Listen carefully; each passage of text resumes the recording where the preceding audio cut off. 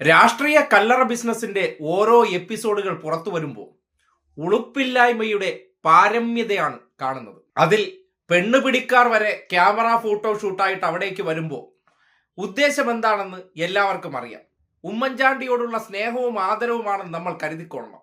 അങ്ങനെ കരുതുമ്പോൾ ഉമ്മൻചാണ്ടി എന്ന വ്യക്തിയുടെ ആത്മാവിന് നിത്യശാന്തി കിട്ടണമെന്നുണ്ടെങ്കിൽ അന്നത്തെ കാലഘട്ടത്തിൽ സംഭവിച്ചത് കൂടി നമ്മൾ ഓർക്കണ്ടേ.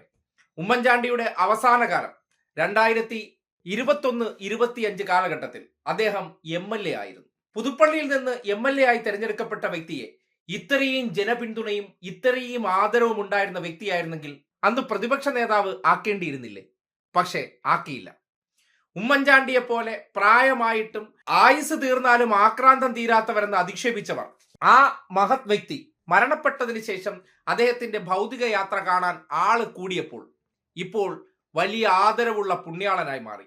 അദ്ദേഹത്തിന്റെ ചികിത്സാക്കാലം നിങ്ങൾക്ക് എല്ലാവർക്കും ഓർമ്മ കാണും. മതിയായ ചികിത്സ നൽകിയില്ല എന്ന് പറഞ്ഞത് വേറെ ആരുമല്ല, ഉമ്മൻചാണ്ടിയുടെ സ്വന്തം സഹോദരനാണ്. അദ്ദേഹത്തിന് വിദഗ്ധ ചികിത്സ നൽകാതെ അർബുദ രോഗബാധിതനായ വ്യക്തിയെ പ്രാർത്ഥനാ ചികിത്സ നൽകി രോഗം കൂടുതൽ സങ്കീർണാവസ്ഥയിലാക്കി എന്ന ആക്ഷേപവും ഉയർന്നിരുന്നു. ഒടുവിൽ അദ്ദേഹം മരണപ്പെട്ടു. ആൾക്കൂട്ടമുണ്ടായി.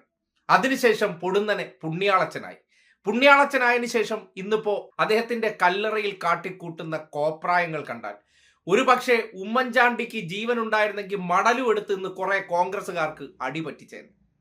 അല്ലെങ്കിൽ ഒന്ന് ആലോചിച്ചു നോക്കി, ക്യാമറകളുമായിട്ട് ചെല്ലണം. ഒരു വ്യക്തിയോടുള്ള ആദരവ്, ബഹുമാനം, അത് ആരുമായിക്കോട്ടെ, അതിന് നമുക്ക് ക്യാമറ ആവശ്യമുണ്ടോ? ഫോട്ടോഷൂട്ടിന് വേണ്ടിയൊക്കെ വേദിയാണ്. പെണ്ണ് പിടിച്ചവന്മാരും പെണ്ണ് പിടിക്കാത്തവന്മാരും കേസിൽ പെട്ടവന്മാരും എല്ലാം വരുന്നു.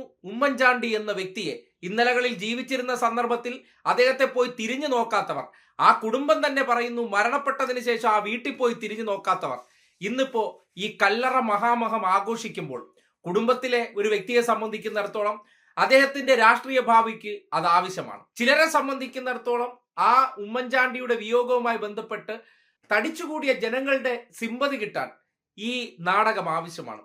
ആ നാടകത്തിന്റെ ഓരോരോ വേർഷൻ കാണുമ്പോൾ സത്യം പറഞ്ഞാൽ കുറച്ചെങ്കിലുമൊക്കെ ചിന്തിക്കുന്ന അഭിമാനമുള്ള വ്യക്തികളെ സംബന്ധിക്കുന്നിടത്തോളം ഈ കാഴ്ച അത് കോൺഗ്രസുകാരോട് അറപ്പുളവാക്കുന്നുണ്ട്.